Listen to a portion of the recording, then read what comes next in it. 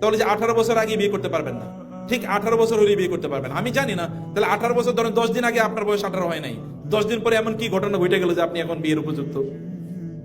কি করছে এরকম? তার মানে পুরা ফিলোসফিটা একটা ভুয়া ফিলোসফি। বিয়ে আমাদের দেশে, আমাদের এখানে ওয়েস্টার্ন আইডিয়া নিয়ে এখন লোকেরা চলতেছে, অথচ এটা কিন্তু ইসলামিক আইডিয়া। বিয়ের বয়স হলে বিয়ে দিয়ে দেবেন, বলেন এখনো প্রতিষ্ঠিত হয় না, বিয়ে দেবে কি? প্রতিষ্ঠিত মানে কি?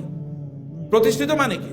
আল্লাহ তাআলা বলেছেন তোমার যদি টাকা পয়সা না থাকে তাহলে বিয়ে করো, তাহলে আমি তোমাকে ধনী বানিয়ে দেবো। এটা আল্লাহ বলেছেন সূরাতুন নূরে, যে তোমরা বিয়ে করো তাহলে আমি কি, ওয়ানকিহুল আয়ামা মিনকুম ওয়াস-সালিহিনা মিন ইবাদিকুম ওয়া ইমাইকুম ইন ইয়াকুনু ফুকারা ইউগনিহিমুল্লাহু মিন ফাদলি সালাসাতুন হাক্কুন আলাল্লাহি আউনুহুম।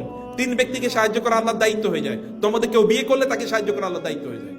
এখন আমরা বলছি না, বিয়ে করানো যাবে না, কারণ এখনো বয়স হয়নি। তাহলে কি হয়েছে?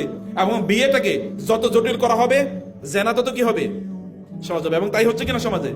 এবং খুবই আনফরচুনেটলি আমাদের এই সমাজে যারা এত বছর রাষ্ট্র চালাইছে, তারা দেখাইছে যে তুমি জেনা করো নো প্রবলেম, কিন্তু বিয়ে করলে তোমার ধরে নিয়ে যাবো। 18 বছর হয়েছে, 18 বছর আগে কেন বিয়ে করলো, এই কারণে পুলিশ ধরে নিয়ে গেছে। কিন্তু 9 বছর 11 বছর একটা মেয়ে তার কথিত বন্ধুর সাথে হাত ধরে পালিয়ে চলে গেছে, গোটা বাংলাদেশ অস্থির হয়েছে। কি জানো, সুবানা কি জানো, গোটা বাংলাদেশ 11 বছর একটা মেয়ে। এটা নিয়ে রাষ্ট্রের কোনো মাথা ব্যথা নেই। সব মাথা ব্যথা কেন 18 বছর আগে বিয়ে করলো।